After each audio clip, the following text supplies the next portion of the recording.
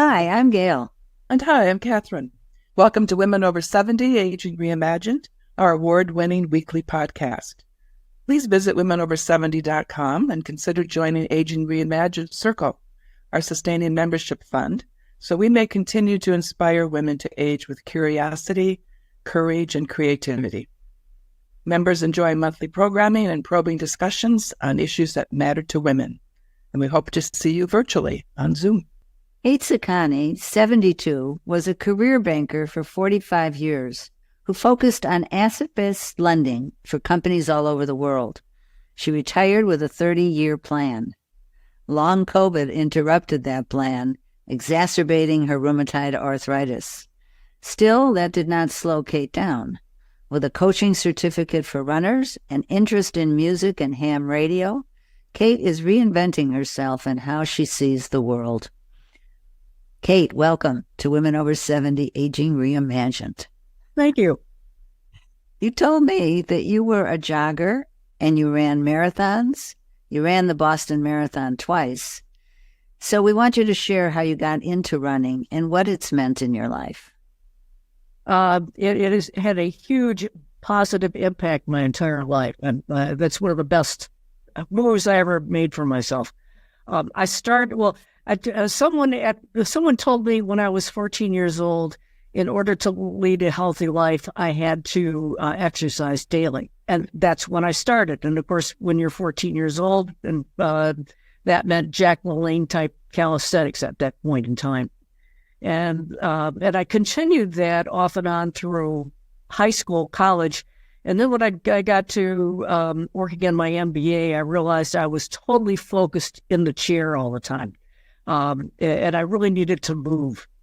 So starting in January 3rd, 1976, I took up jogging, which was the latest craze at the time.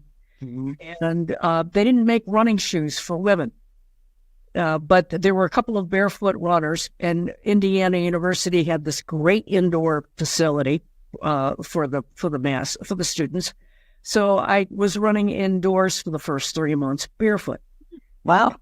And I discovered I liked it. It was a nice contrast to sitting in the chair. And then when I wanted to move outdoors, I went to a athletic store, and they sold me a pair of men's shoes because they didn't make women's shoes. And I continued to run. And I was basically a 3-mile-a-day jogger. Using modern dance from time to time as additional exercise, entry level. And then when I joined LaSalle Bank in 1998, they were the sponsor at that time of the Chicago Marathon. They were paying bankers they were paying entry fee and training for any of their bankers who wanted to do it. And I thought, well, it'd be a nice community way of meeting more people in the bank, and I'll run one. But the training plan said that if you're at mile 25 and you start planning on how you're going to do your next one, you're hooked.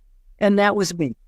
I at mile 25, I caught myself telling myself, the next time you do this, you're going to do this and this and this instead. And I just became very enthusiastic, not just about running marathons, but about racing. And I started racing a lot, and that changed very much how I approached running and how much I was doing it. Got me very involved in the running community. And frankly, when I retired, I had a list of several things I wanted to accomplish, but running really didn't figure into that. And I kind of backed into getting involved with coaching. Someone mentioned this coaching program. So I ended up getting a coaching certificate, which helped me immensely personally as a runner. And using that information, I was able to time qualify for the Boston Marathon. For people who are listening who know nothing about running, Boston is the only marathon that you have to time qualify for. You have to run at a minimum pace, and it's measured by 5-year increments by sex. So, for example, and that's how you compete in running. So I am not competing when I go race against a 30-year-old guy. I'm competing against other women aged 70 to 74 or 75 to 79. So I was able to qualify for Boston, and that's how I ran Boston twice. It's a real coup as a runner. The Boston takes roughly statistically 10%, the top 10% of all runners. So to be able to say that you're Boston qualified, or BQ in the slang, and you've run Boston is a big deal. What's the time? What's the time that you have to be able to run in order to be qualified? At age 70 to 74, 4 hours and 50 minutes, which equates to a 11-minute pace per mile. But really, you need to run it a bit faster than that. I ran my qualifying race at officially at 10:47, but these races are never quite, the courses are measured quite exactly.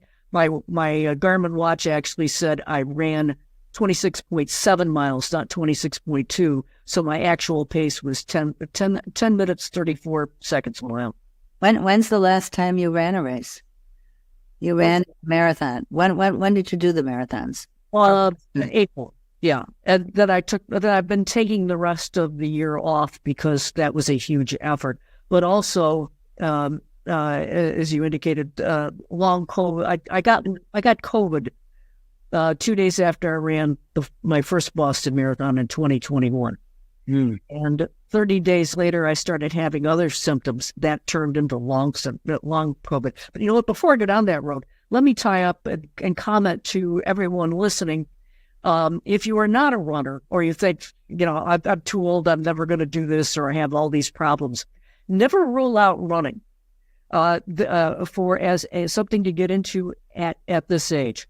There have been a gazillion studies done on runners in the last 20 years that have been released that have been mind-boggling to the health community, because they've discovered running more than any other sport helps all over, not just losing weight or keeping your weight down, but runners as a population have been shown to have lower cholesterol, lower rates of every form of cancer, lower Alzheimer's risk, lower diabetes. I've worked with runners my age who started out with high blood pressure, taking medication for high blood pressure, for diabetes, for cholesterol, and 2 years later, they were taking no medications whatsoever. No. Yeah. How about 82? Is that too old to start running? Heck no. We do have some. Our older runners have been running for a while, but the oldest competitive person in my running club who shows up at regularly in races is 85 or 86. And there are 3 guys that show up in the Chicago area runners circuit who have been competing against each other since high school. And they're in the early 90s. But within the last year, based on pressure from the running community, has added an age group of 100 years and older. Because they measure us by 5-year age groups. So they used to have an 80 and over, and people started complaining, I don't want to compete against an 80-year-old when I'm 85. They added the 85, they added the 90, they just added the 100. That's great. 2 people out there, yeah. And there are marathoners. They don't run fast, but there are a few marathoners in that age group. Catherine, were you going to say something? No, I was just thinking that there's still hope for us, Gail. Yes, absolutely. I would encourage it, because running, it's not even walking, but running more than walking creates all these benefits. And the old saw about, you're going to ruin your knees. Stanford did a study that has been repeated successfully several times since then. And they released results about 20 years ago. Runners actually have better knees than the average population because we have lower weight, and that's the number one issue for knee problems is weight on the knees. And also because we get so much exercise, the tendons and ligaments that hold the kneecap in place and runners are stronger than the average population. That helps keep your knees aligned and creates less orthopedic issues. I was a jogger for many, many, many years, and I loved it. I just loved it. So who says I can't get back to it? Yep. And if you haven't done it for a long time, shoe design have helped immensely for people who thought they couldn't run. Getting into the right shoe for your foot it's extremely important. Some people who started running and immediately had knee problems may have bought the wrong shoe. Okay. So you want to go to a running store that specializes in running shoes and not buy whatever's on sale off the Kohl's rack. Right. Okay. Let's hear about how long COVID intercepted your life. Well, and here's where running helped me. So 30 days after I got COVID, and COVID was, in fact, a little cold for me. I got over it quickly. I took Paxlovid, no problem. I started having symptoms. I have had rheumatoid arthritis for the past 12 years. It was well controlled. Like a lot of people, I just had it in my hand, my fingers and wrists. And for people listening who don't have rheumatoid arthritis, about 80% of the sufferers are women, and it's typically in your hands and wrists. And that was my issue. I didn't have a problem. Once I controlled it, it wasn't interfering with my life. And then I got long COVID, and I started having symptoms in about. I had it in the beginning of May, and COVID in the beginning of May. 30 days later, I ran a half marathon and came in second in my age group. I ran a 10-miler, no problems. And then I started having more symptoms, and by the middle of July, I couldn't move.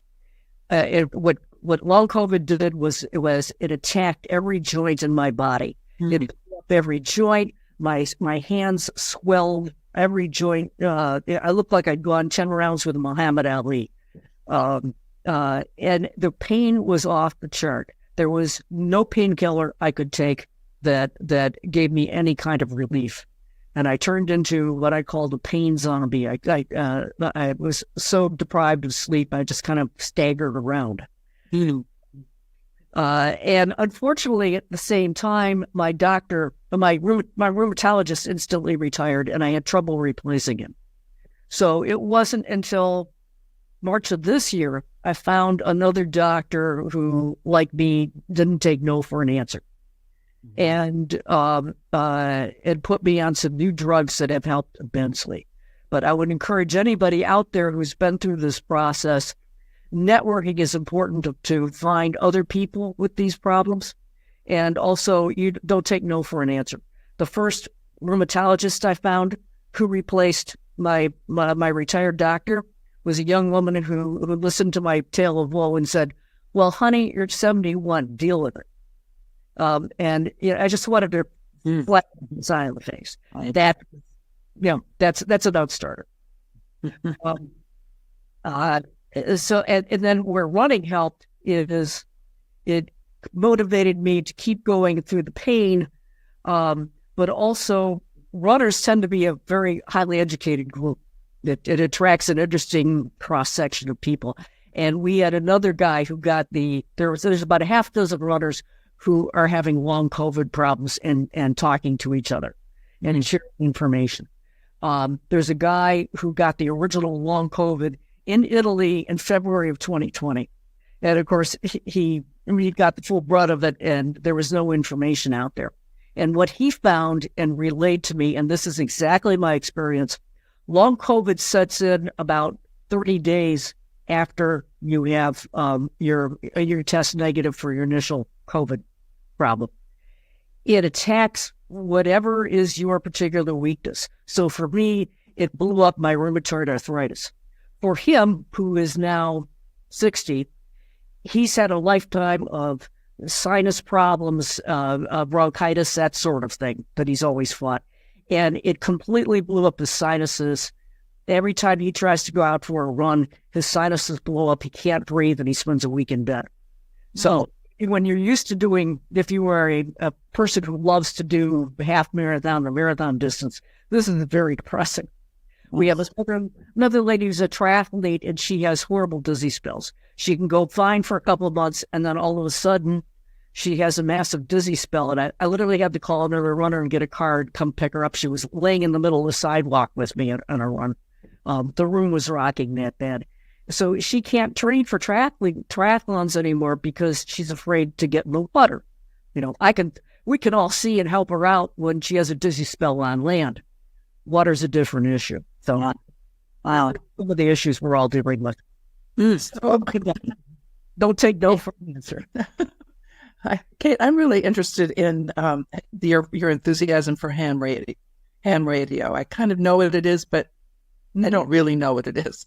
Okay. It is, there are various forms of radio. Some people may be familiar with what's called family radio, which is you get a walkie-talkie in the house so you can tell if your baby's crying in the bedroom or to communicate between floors. There's another short version of radio that you could use around your community for community events. Amateur radio or ham radio is licensed by the FCC. And the primary entrants in the hobby tend to be ex-military people that were in the Signal Corps for one of the armed services. And that's what my father did. I didn't realize when I was growing up, and I ultimately nicknamed him the original geek, because in his era, he was born in 1917, radio was this brand new scientific thing, and you were considered the neighborhood genius if you understood radio and could build stuff. And if you didn't build your own radio, you didn't listen to anything. That was the first, and all these teenage boys are running around with the Scientific American magazine in one hand and radios in the other. So radar was brand new during World War II. And he ended up being drafted by the Army and sucked into their Signal Corps because he understood all this and built it. And he ended up installing radar, which was a brand new invention in bombers during World War II. It was one thing to invent radar; it was another thing to put it in a plane. But when he was doing it, and I was watching him build his own radios, he tried to teach my brother, and my brother couldn't learn Morse code. He couldn't figure it out. And I picked it up, standing at the door, listening to them go back and forth, frustrated the daylights out of my brother. But my father kept saying, "Girls don't do this," and he would throw me out of his workshop. And periodically, I'd show up at his door, "Daddy, girls don't do this." So on my list of things to do for my 30-year plan when I retired was to do some things that I had been denied as a girl or a young woman, or get farther into doing what I was doing.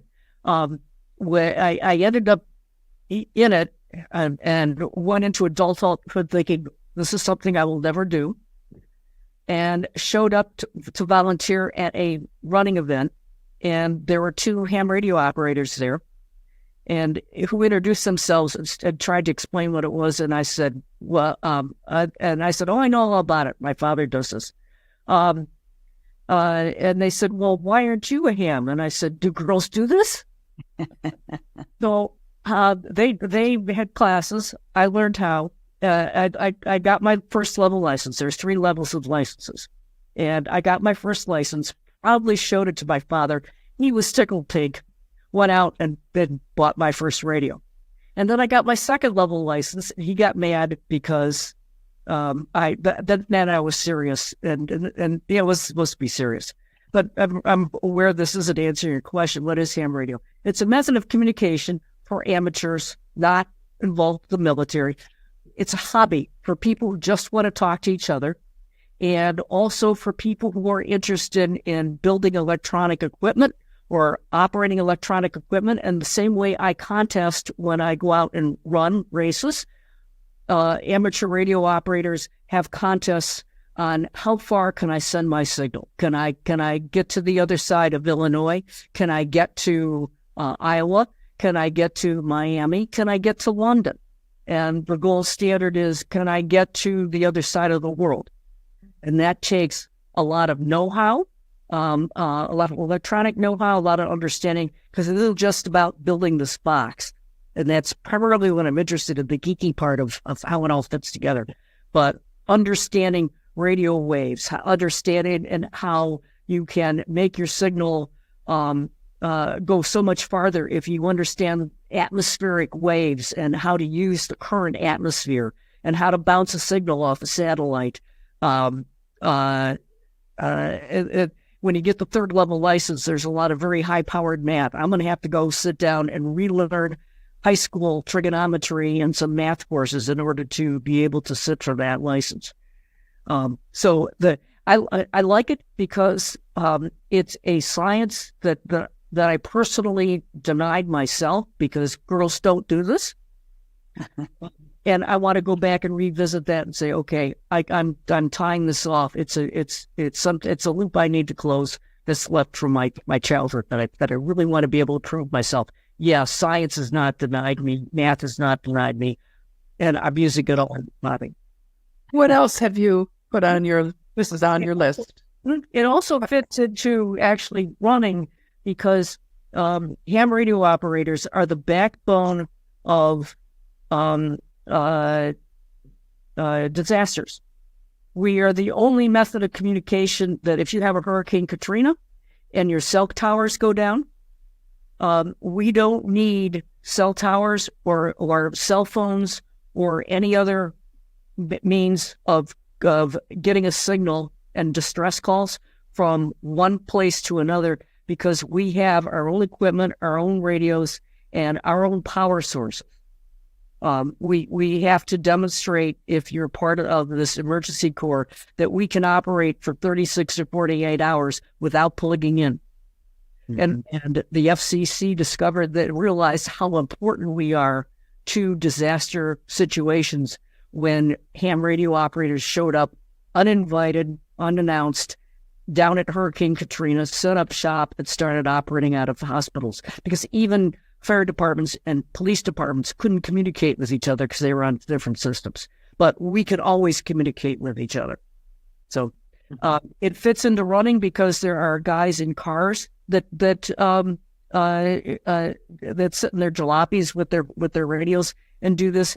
But if you really have a disaster situation where trees are down and you've got debris everywhere, you need somebody to be able to run get into an area with a handheld radio on foot, who can radio out and say, "We have stranded people here under this house. We need ambulances here. We need water and food over here." And a ham radio operator on a handheld can do that. Runners. I could run 26.2 miles. And unfortunately, your average ham radio operator is a retired military guy, and they tend to be very sedentary. Like me. So, Catherine, you were going to ask a question. I was wondering, what else is on your list that you didn't get to do when you were a girl? Well, the music portion of it, I want to relearn a little bit I knew about music. I've always been loved playing an instrument or the idea of playing an instrument. It was something that I got thwarted on after 5 years of lessons. I wanted to get back to that. I haven't been able to get to it yet because other things keep popping up. Like running the Boston Marathon wasn't on my list, and that was a huge time suck. But I've identified where I want to take lessons, but I haven't figured out yet what instrument I want to take up. I wanted to know. Yeah. So music is definitely on my list. I'm starting to, like everybody does traveling, but my list, in Spanish, I've never been fluent in a language, and I decided that I wanted to be fluent in Spanish in 5 years. I think it's going to take 10. I've been told if I want to be fluent, I need to go take an immersion course and go to Spain or Mexico. And the purpose of that is, as a Chicago resident, a third of our population speaks Spanish. And just on one part of me, I would like to learn a foreign language, but it's extremely useful in Chicago. I had taken German undergraduate, which fit into my psychology major at the time, but there was no place to practice German. And Spanish in Chicago, I can practice everywhere. So the primary purpose is to meet and be able to talk to mis vecinos nuevos, my new neighbors, on the L or wherever I encounter them. And so I'm 5 years into that. I'm pretty comfortable. I'm very comfortable reading it at this point and writing it. But I have found that with an old age hearing loss, I don't hear sometimes so well in English, let alone in Spanish, and that is getting difficult for me to pick up. I'm going to have to spend a lot of time working on that. Go ahead, Catherine. No, go ahead. So, Kate, this is all fascinating, and I can only imagine what a force you were when you actually worked in your field, because you're such a planner and you have such perseverance and interest in what it is that you're doing. So, do you think at all about your own aging? Yes, I can, especially this last 18 months when I've been battling this long COVID, because before that, I took care of each of my parents through the aging process when they went fragile, as they became fragile. My father used to tell me, "Don't get old," and I would retort, "It beats the alternative."